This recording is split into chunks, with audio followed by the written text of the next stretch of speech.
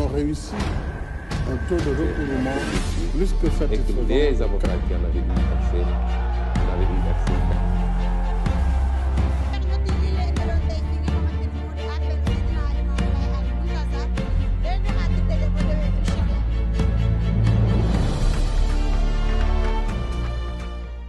voilà mbokk yi tey ñu ngi def fii benn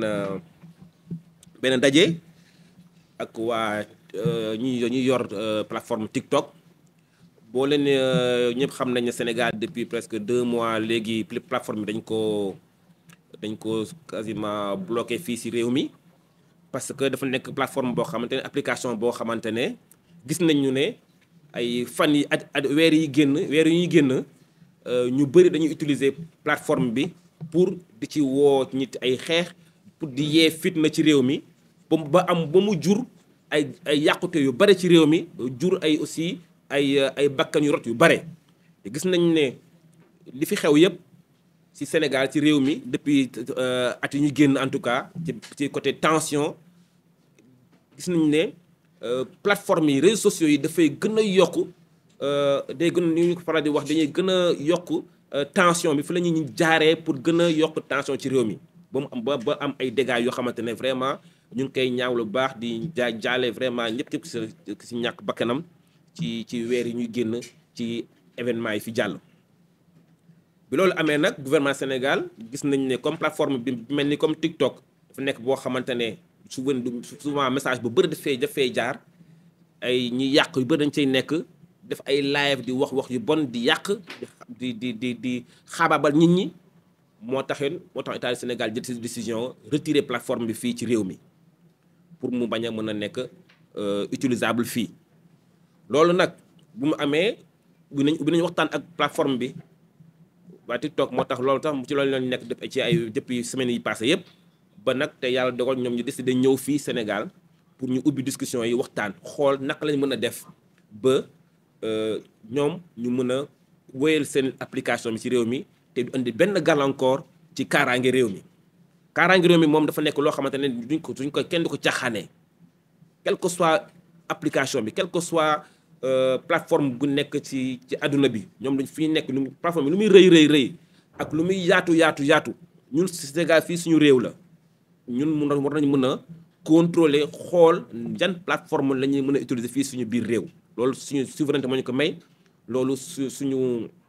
droit moo ñu ko may donc moo tax loolu la ñuy doxal moo tax ñu woo plateforme ñu ñëw fii ñu waxtaan ak ñoom ñu waxtaanee nag gis nañ ne am na point yu bëri yoo xamante ne dañ ko exiger c'est-à-dire que aujourd'hui tey jii bu fekkee gis nañ benn ci plateforme bi ay contenu ay vidéo wala ay messages yi nga xamante ne message yu taal réew mi la il faut que ñoom plateforme bi ñu am seen mécanisme bu leer boo xamante ne bu ñu amee alerte état du Sénégal ñu mën ko réagir mën a dindi ces contenus là pour aar sénégalais yi. loolu deuxième point mooy point bi nga xamante ne il faut que aussi ñu xam ne TikTok dafa am ni muy doxee bokkul ak yeneen plateforme yi parce que vidéo yi wala message yi nga jot ci TikTok souvent yow doo ko laaj TikTok si boppam moo la koy jox moo tax nag ñu ngi gëstu ak ñoom. xool nag yan ñuy woowee algorithme yan méthode la ñoom la ñuy utiliser fii ci Sénégal parce que ni ñuy aaree doomu chinois yi doomu américains yi ci biir plateforme bi est-ce que noonu la ñuy aaree sénégalais yi ci plateforme bi donc mu nekk point bu am importance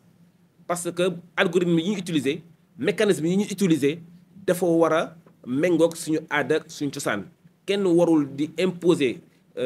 ci xarala yu bees yi nga xamante ne dafa war a day yàq wala en tout cas méngoowul ak suñu aada méngoowul ak suñu cosaan méngoowul aussi ak suñu gëm-gëm donc loolu man automatique la koy plateforme bi di koy générer te moo tax baax na aussi ñu gëstu ak ñoom bu baax xool yan façon d'algorithme la ñu préparer pour Sénégal donc loolu dafa nekk un point important. point bu gën importance aussi bu am importance aussi mooy aussi information yi nekk ci TikTok bi yëpp boo xam ne sénégalais ñoo ko ci dugal fan la nekk fan lañ koy denc lan lañ koy def après loolu dafa am communication bu am solo boo xamante ne il faut aussi ñoom jox ñu ci ay garantie yu leer pour que boo dugalee ay information wala ay données nga bañ a données yooyu ñu bañ ko utiliser feneen te yow yëguloo ko te yow xamoo liñ ciy def donc loolu yëpp dafa bokk li war li aar sénégalais yi loolu rôle gouvernement bi la dinañ ci taxaw ba mu mat sëkk. Quatrième point bu am solo aussi mooy gis nañ ne xale yu bëri tey jii ñu ngi liggéey ci TikTok ñu ngi ciy def ay bés bu nekk ay contenu te gis nañ ne li si gën a bëri si ñoom quasiment duñ kenn lañ ci fay dara te gis nañ ne yeneen dëkk yi am nekk si TikTok bi ay ñuy way influenceur wala créateur de contenu dañ ci am xaalis bu bare te jeunes sénégalais tey jii ñu bëri dañ ciy def am ay vues yu bëri ay millions de personnes yi di leen suivre te pourtant duñ ci am benn retour loolu nag aussi état aussi rôle am aussi mooy fexe ba plateforme yi gëstu ndaw yi nga xamante ne ñoom peut-être mun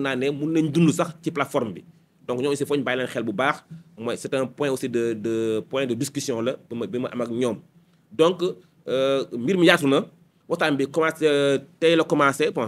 officiellement mais en tout cas dinañ gën a yaatal en tout cas bu fekkee dem nañ ba am accord nag ba déggoo ci point yooyu yëpp boobaa nag en ce moment dinañu def accord ñu bind ko ñu signé ko bu boobaa nag ñu mën a ubbiwaat plateforme bi parce que li am solo pour réew mi mooy lan mooy que bépp plateforme ak loo rëy ak loo yaatu ci àdduna bi fii ci réew mi en tout cas dinañ def lépp pour mën a contrôler parce que ñu réew mi suñu réew la pour mën a xam la fiy dugg ak ni ñu koy utiliser te xam nañ ne fii aussi que plateforme bi dafa jéggi dayoo dafa am influence ci vie wu ñëpp tey jii donc mënuñ toog rek di croiser les bras di xoole du ñëw parce que bitim réew la jógee rek bu ñëwee mën na dugg ci réew mi amuñ ci contrôle amuñ ci dara loolu mënul nekk moo tax aussi li ñu def nii pour TikTok on va le faire pour toutes les plateformes ñoom ñëpp jël ay engagement yu wóor pour que parce que des millions de Sénégalais ñu ngi ciy dugg di ko utiliser tous les jours donc c'est important que ces Sénégalais-là aussi soient protégés en tout cas l'État du Sénégal jouera son rôle ba mu mat sëkk maa ngi gërëm nag bu baax waa TikTok parce que seen déplacement bu ñu def ak seen engagement surtout bu ñu wane pour que vraiment trouver des solutions et que lii lañ ci bëggoon te vraiment discussion yi mu commencé nii vraiment xam naa ne dinañ am accord très bientôt et que li yëpp nekk suñu gannaaw li am solo bu am solo rek mooy aar sénégalais yi moo tax gouvernement bi jóg li ñu def nii yëpp pour que sénégalais ñu aar les mineurs aussi parce que dafa am politique de mineurs dañu leen war a aar ci plateforme yi gis nañ ne par exemple déjà des pays comme la Chine boo xamante ne boo amee 40 minutes ci TikTok bi mun toog utiliser waat boo nekkee un mineur donc loolu Sénégal loolu amu fi donc yooyu dafa nekk ay yoo xamante ne foo ñu teg règle yooyu pour que ñu mën a aar effectivement ndawu réew mi mën a aar tout simplement suñu réew maa ngi gërëm di leen sant merci. Ils ont réussi un taux de recouvrement plus que satisfaisant. Et que les avocats qui en avaient dû verser,